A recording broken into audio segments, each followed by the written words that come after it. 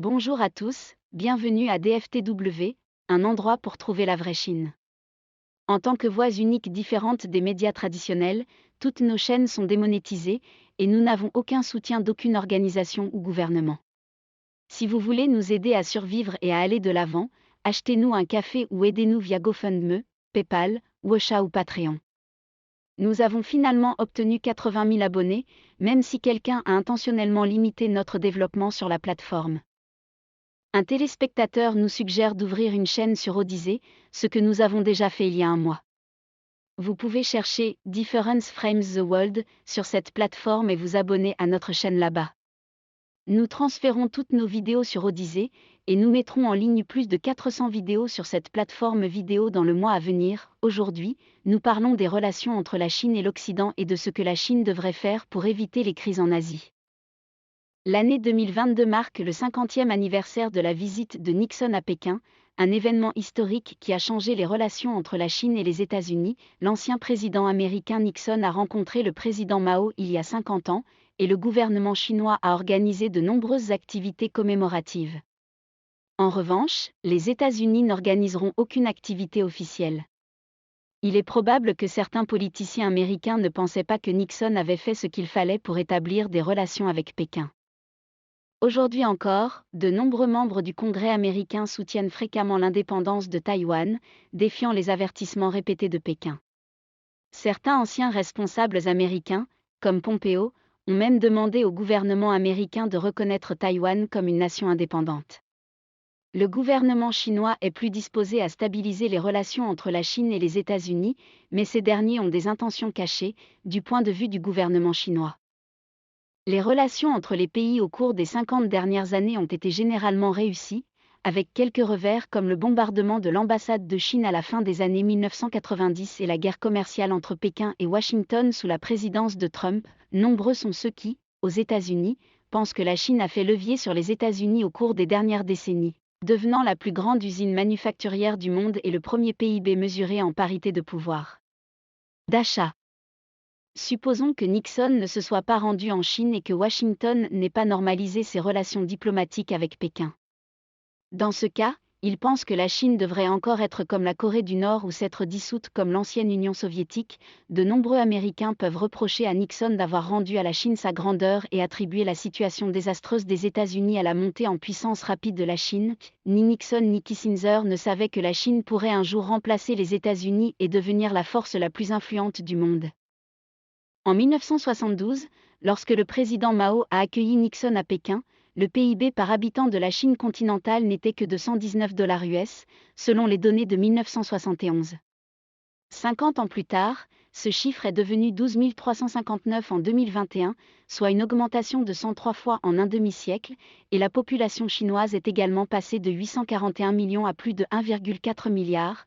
Nous avons dit dans des vidéos précédentes que l'exportation numéro 1 de la Chine avant la pandémie était ses touristes, qui ont dépensé environ 255 milliards de dollars US hors de Chine en 2019. Nous devons admettre que les capitaux et les technologies de l'étranger, principalement des États-Unis et d'autres pays du G7, ont beaucoup aidé la Chine au cours des dernières décennies, mais cela ne signifie pas que la Chine ne peut pas se développer aussi bien sans leurs investissements.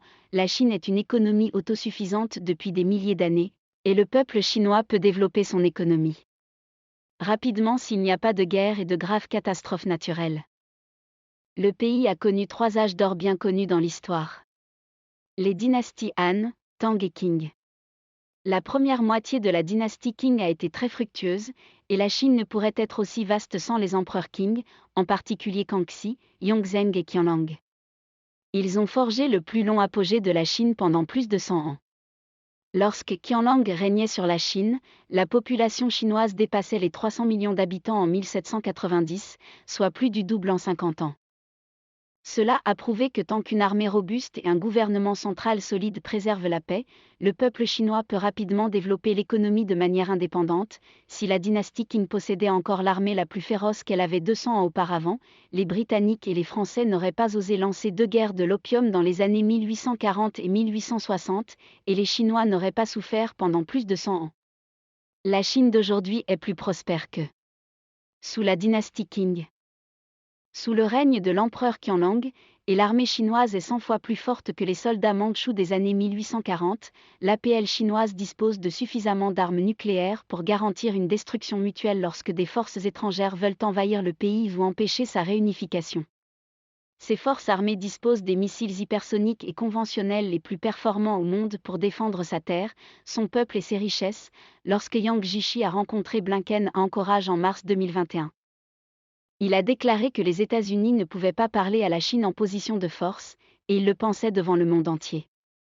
Avec des dizaines de bases militaires entourant la Chine, les États-Unis n'osent pas avoir un combat frontal avec l'armée chinoise, même si certains militants veulent piller les richesses de la Chine comme l'ont fait les forces britanniques et françaises au XIXe siècle. Nous avons évoqué il y a 2 jours le missile hypersonique YJ-21 d'un destroyer de type 055, auquel aucun système de défense ne peut faire face. La vitesse terminale du missile atteint Mach 10, et l'attaque se fait depuis le ciel, de sorte que l'armée américaine ne dispose actuellement d'aucun moyen efficace pour contrer de tels missiles balistiques anti-navires, ce qui est la principale raison pour laquelle les États-Unis ont très peur des missiles balistiques anti-navires de la Chine depuis de nombreuses années.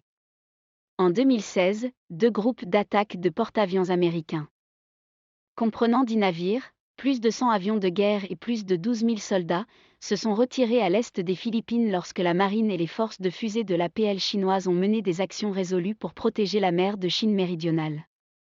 C'était le moment le plus dangereux pour la nation chinoise, et la Chine aurait pu devenir une autre dynastie Qing si les militaires chinois avaient reculé. Certains soi-disant universitaires, même chinois, affirment que la Chine devrait remercier les États-Unis pour leurs réalisations remarquables au cours des dernières décennies. Et nous ne sommes pas d'accord, en réalité, ce sont les États-Unis qui ont le plus bénéficié du développement et de la coopération de la Chine au cours des dernières années. Le peuple américain a bénéficié du niveau de vie le plus élevé au monde grâce aux produits de base chinois à bas prix. Parce que les Chinois ont choisi de se lier d'amitié avec les Américains au lieu de se ranger du côté de l'ancienne Union soviétique et d'autres nations socialistes pour libérer le monde. Comme l'avait préconisé le président Mao dans les années 1960, le monde a connu un développement sans précédent au cours des 30 dernières années, après l'effondrement de l'ancienne Union soviétique qui a dissous et mis fin à la guerre froide du jour au lendemain. Les États-Unis ont gagné la guerre froide avec les Soviétiques, mais les Russes n'ont pas été perdants. La Russie et les autres États de l'URSS ont décidé d'eux-mêmes de mettre fin à la guerre froide et ont dissous la colossale Union soviétique. Pourtant, les États-Unis traitent la Russie comme un pays vaincu et compriment son espace vital en étendant l'OTAN 5 fois vers l'Est. La crise ukrainienne est inévitable car les États-Unis veulent étrangler la Russie en admettant l'Ukraine et la Géorgie dans l'OTAN. Récemment, l'OTAN a encouragé la Suède et la Finlande à devenir membres. La Chine a de la chance car elle a beaucoup appris des activités de l'Amérique en supprimant le Japon, l'Allemagne, la France, la Russie et d'autres nations qui osent défier l'hégémonie américaine. Prenons l'exemple de la France. La France est le seul pays en base militaire américaine, et elle a rêvé d'une armée propre à l'Europe. Comme le nouveau dirigeant allemand, Scholz le Chauve, est plus faible que son prédécesseur, la France jouera un rôle vital en Europe. Les États-Unis auront moins d'influence sur le continent si la France a un nouveau leader national contre l'OTAN et Washington. Le président français Macron a célébré sa victoire. La mentalité « France d'abord » de son rival Le Pen aurait dû irriter certains groupes d'intérêt aux États-Unis. Notamment le complexe militaro-industriel. Si Le Pen devenait le nouveau président français, elle saperait le contrôle de l'Amérique sur l'UE, Marine Le Pen pourrait devenir un autre Donald Trump en France, éloignant davantage son pays des États-Unis, ce que ces derniers ne toléraient pas.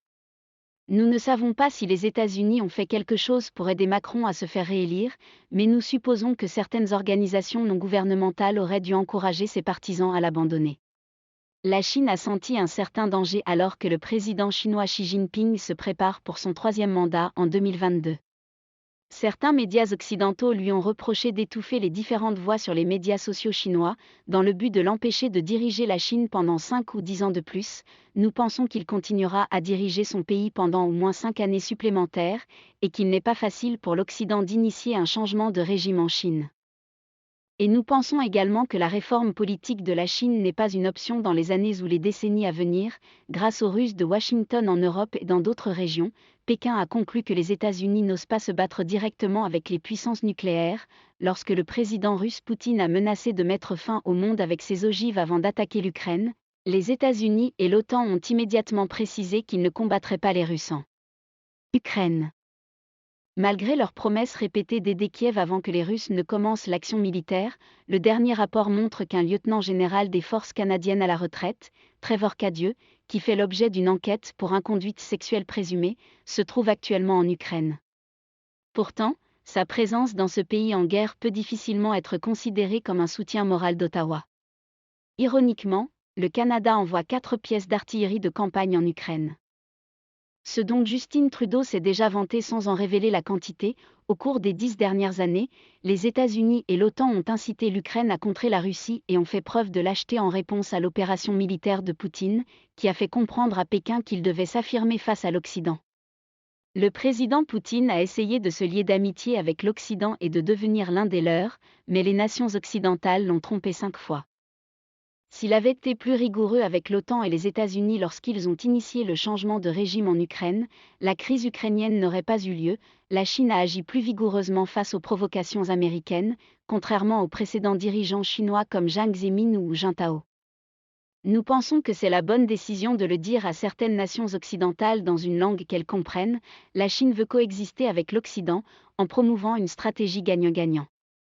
Cependant, les nations anglo-saxonnes ont une mentalité de « je gagne, vous perdez », et elles ont tendance à résoudre leurs problèmes par la guerre, comme lors des 2 guerres mondiales. Le monde est toujours une jungle où les règles de sélection naturelle de Charles Darwin s'appliquent. Comme il n'est pas possible de renouer des relations amicales avec l'Occident, en particulier avec les États-Unis, à court terme, la Chine doit être forte, et elle doit dire aux militants qu'elle est plus forte qu'ils ne le pensent. L'illusion du président Poutine, les années précédentes, a conduit à la crise ukrainienne. Quant au président chinois Xi Jinping, il doit s'affirmer davantage pour que personne ne commette d'erreurs en Asie-Pacifique. Merci beaucoup pour votre soutien continu. Le temps précieux que vous passez avec nous est très apprécié. Nous faisons notre travail comme une mission, une cause. S'il vous plaît, aidez-nous à grandir et à atteindre un public plus large en faisant suivre notre contenu à autant de personnes que possible.